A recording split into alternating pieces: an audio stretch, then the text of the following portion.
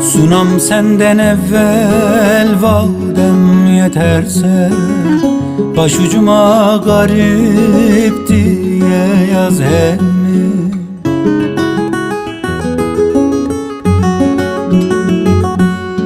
Yıllar boyu çekme benim ahımı, mezarımı bir ücraya kaz emmi. Dost beni, yar beni